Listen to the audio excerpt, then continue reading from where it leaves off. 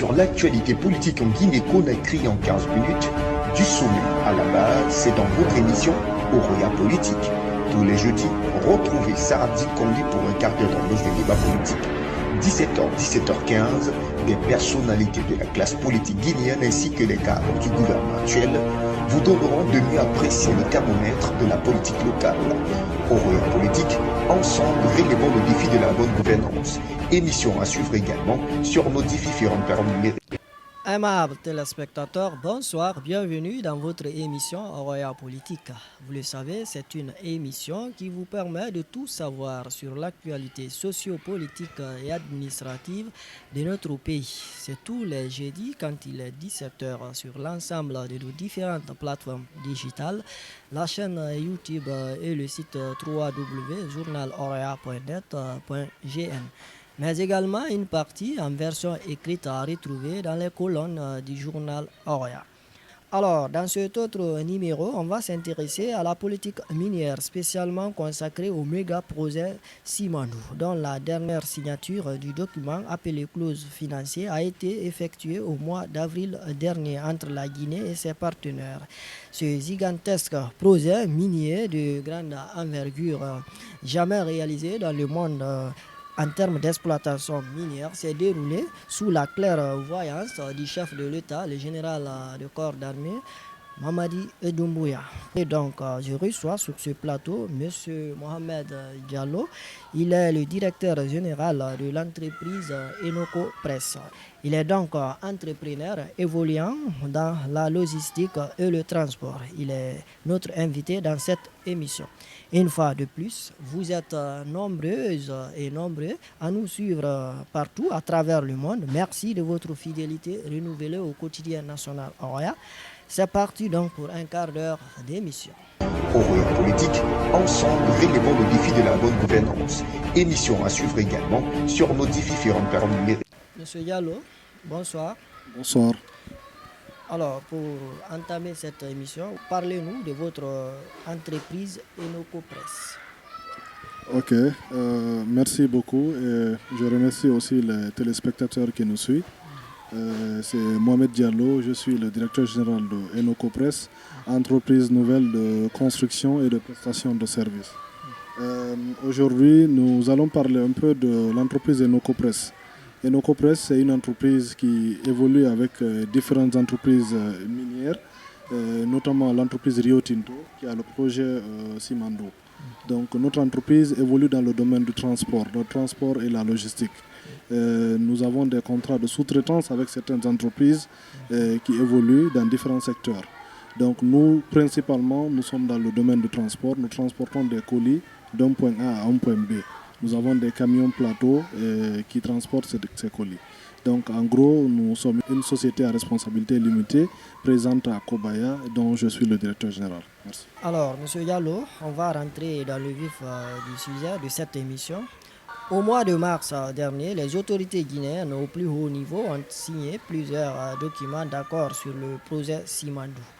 Alors, pour que ce méga projet soit bénéfique et rentable pour le peuple de Guinée, après toutes ces signatures avec les partenaires, que doit faire l'État pour éviter les erreurs connues par les anciens régimes avec ce projet d'envergure mondiale, selon vous? Ok, c'est une très belle question parce que c'est la énième entreprise minière qui vient s'implanter en Guinée, notamment Rio Tinto.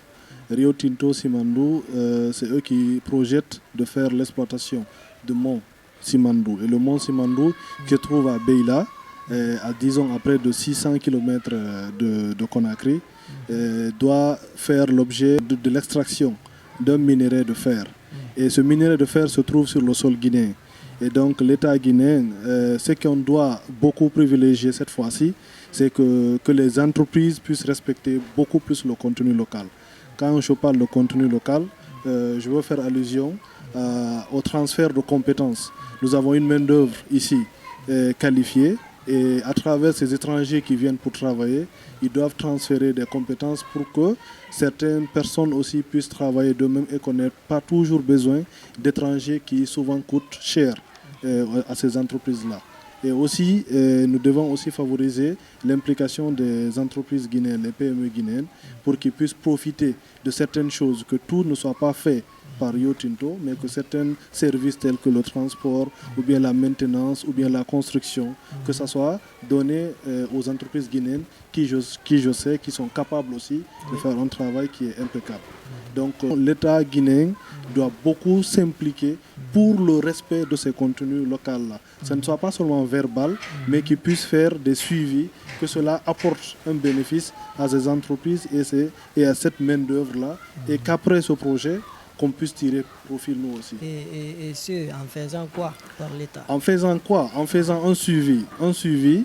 C'est-à-dire, nous devons, ces entreprises minières, ils ont des cahiers de charges. Ces entreprises minières, ils ont des représentants de l'État, tels que la compagnie transguinéenne, où l'État est représenté. Ces personnes doivent influencer, doivent être là pour veiller à ce que ce contenu local soit vraiment respecté dans les normes. Parce qu'il ne faudrait pas tout laisser dans les mains de ces entreprises minières. Il faudrait que ce soit une co-gestion, que ce soit et les Guinéens et les étrangers qui puissent gérer pour que ce projet-là puisse aboutir à terme. D'accord. Monsieur Diallo, lors de ces engagements, le président de la transition, le général du corps d'armée, a beaucoup mis l'accent sur le contenu local, comme vous venez de le dire tantôt, c'est-à-dire l'utilisation des ressources locales. Vous qui êtes dans ce domaine, est-ce qu'à date, cela est visible ou matérialisé sur le terrain? À date, cela est visible parce qu'il y a certains travaux que Rio Tinto n'effectue pas en tant que tel. Je donne l'exemple du transport où nous évoluons. Le transport entre le port de Moribaya, le port qu'on a construit, le port en eau profonde qui se trouve à Forécaria, pour le transport des matériaux de construction, des ciments, tout ce qui est lié au colis, de Moribaya jusqu'à Beila où se trouve le mont Simando, cela est du domaine du transport. Mais le transport est dans les mains des entreprises guinéennes. Donc nous, principalement, c'est ce que nous faisons. Donc ils font des appels d'offres à travers la BSTP, la Bourse de sous-traitance et de partenariat. Nous essayons de postuler. Si nous répondons aux normes et que nous avons des camions pour pouvoir répondre à ce besoin, et ils nous donnent ce travail. Donc nous faisons ce travail et franchement, tout se passe dans les normes. Jusqu'à maintenant, nous n'avons pas pu constater quelques défaillances par rapport à cela. Donc le contenu local, vraiment, c'est visible. Lorsque vous partez à Moribaya, aujourd'hui, avant on ne voyait que des étrangers qui sont des responsables HSSE, c'est-à-dire hygiène, santé, sécurité. Mais aujourd'hui, vous voyez des Guinéens qui forment d'autres Guinéens dans ce domaine-là. Des Guinéens qui sont des responsables HSE. Au lieu que ce soit les Chinois ou bien des étrangers, ce sont des Guinéens aujourd'hui qui occupent ces postes. Donc au fur et à mesure, il y a ce transfert de compétences qui est palpable. Parce que dès que vous voyez un responsable, un cadre qui prend des directives au sein de cette entreprise, des choses qu'on ne voyait pas avant, sachez qu'il y a cette amélioration-là qui est là. Donc nous, de notre côté, ce qu'on a pu constater, c'est qu'il y a de l'amélioration de ce côté-là. Bien, on va poursuivre avec cette autre question. Les PME jouent un rôle crucial dans le développement socio-économique d'une nation. Alors, d'après vous, qu'est-ce qu'il y a lieu à faire pour le suivi de leur intégration dans ce gigantesque projet de grande envergure, conformément aux exigences du chef de l'État? D'abord, je salue d'abord l'initiative de la création de la BSTP, la Bourse de sous-traitance et de partenariat, qui regroupe en son sein beaucoup de PME locales, c'est une plateforme qui met en relation les entreprises minières et les PME locales. Donc ils ont une plateforme où tout ce qui est marché, tout ce qui est appel d'offres est lancé. Et de là, nous arrivons à postuler pour pouvoir répondre aux besoins. Donc l'État s'est impliqué dans ce sens en créant cette bourse de sous-traitance. Donc nous, ce que nous demandons aux PME surtout, c'est d'accepter de s'inscrire à la BSTP afin de pouvoir profiter de ces opportunités que l'État nous donne.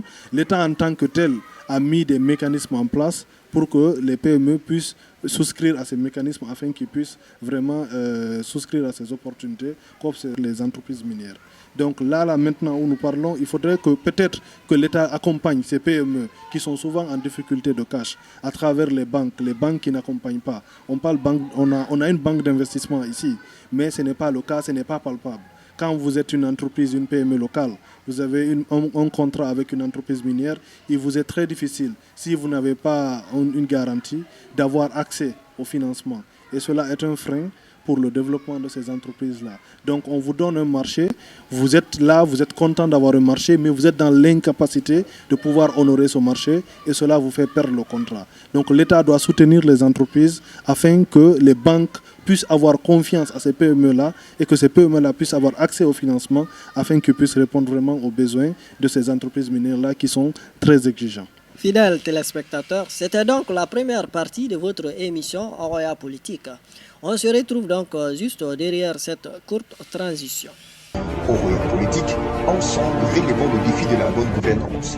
Émission à suivre également sur nos différentes plateformes numériques. Amables téléspectateurs, de retour ici sur ce plateau pour continuer la deuxième partie de votre émission Oroya Politique qui reçoit pour vous comme invité M. Mohamed Diallo. Il est le directeur général de l'entreprise Enocopress. Il est donc entrepreneur et il est notre invité dans cette émission.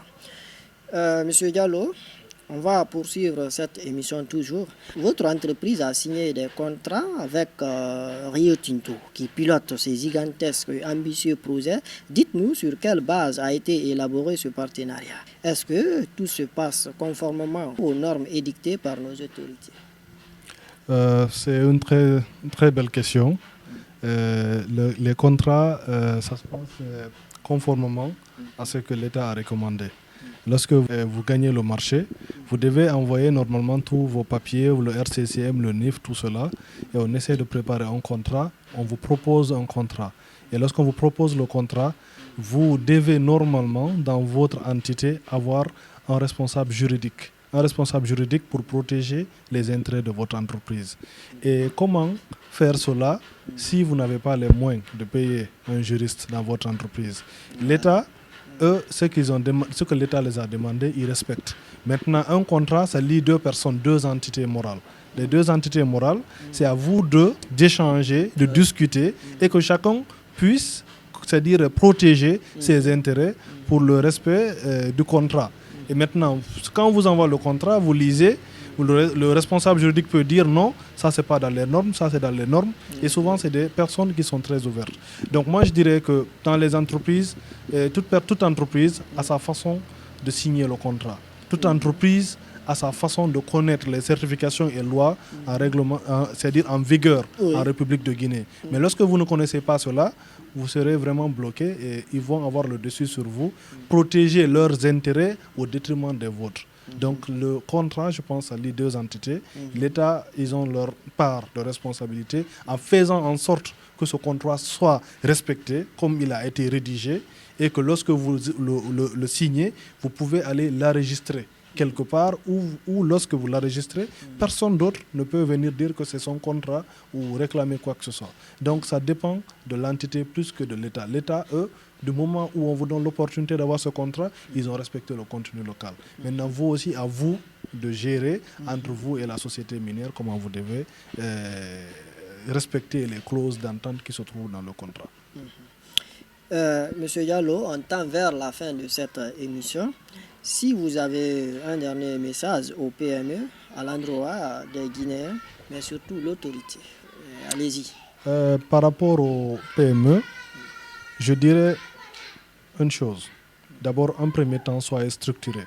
Formalisez vos entreprises. Lorsque vous avez un service à offrir et que vous le faites dans l'informel, quel que soit ce que l'État veut faire pour vous aider, ils ne pourront pas vous aider. Donc, soyez structurés. Recrutez la compétence, pas la connaissance. Quand vous connaissez quelqu'un qui est capable, recrutez-le en fonction de ce sur quoi il est capable. Soyez passionné de ce que vous faites et soyez rigoureux envers vous-même. sachez que c'est cette rigueur-là qui va payer. Ne faites pas de favoritisme ni rien. Donc, toute entreprise doit être créée sur des bases légales. Ayez des avocats, des notaires. Les avocats, ça ne signifie pas forcément payer de l'argent, mais ça peut vous protéger dans l'avenir.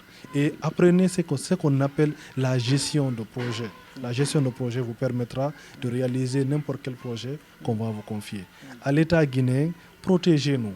Quand on a des problèmes avec les entreprises minières, il ne faudrait pas qu'ils aient des avocats et que nous, on n'ait pas les moyens de pouvoir nous défendre, protégez-nous. Au niveau de l'État, le message que j'ai à faire passer, c'est que protégez-nous face à ces grosses multinationales. Ces multinationales, ils viennent avec un arsenal judiciaire, des avocats, ils sont protégés, ils sont en normes. Nous aussi, en tant que Guinéens, nous n'avons que de protection que l'État puisse nous protéger et nous accompagner. Quand on a des problèmes de fonds et qu'on a un contrat en bonne et due forme, aidez-nous à avoir des investissements, aidez-nous à avoir des fonds. Sans ces fonds, on ne peut pas travailler. Pour pouvoir travailler avec ces entreprises minières, pour ne pas tomber, il faudrait forcément que vous ayez du cash pour travailler en attendant qu'ils fassent le paiement. Parce que le plus souvent, ces paiements sont longs. C'est 2 mois, 3 mois de paiement. Et si vous n'avez pas les moyens de pouvoir tenir les charges des employés, des actifs que vous avez, il est évident que vous ne pourrez pas atteindre le bout de votre projet. Et il y a des clauses dans le contrat qui stipulent que lorsque vous n'arrivez pas à faire certaines choses, et vous ne continuez pas, vous n'arrivez pas à respecter les engagements, ils sont libres de résilier le contrat. Et à cause de ça, simplement, vous pouvez résilier le contrat. Voilà, aimables téléspectateurs, comment on se quitte au compte de cette émission Roya Politique. Merci à tous de l'avoir suivi. On se retrouve la semaine prochaine avec un autre invité. Mais d'ici là, prenez soin de vous car chaque jour est une vie. Merci et bonne soirée.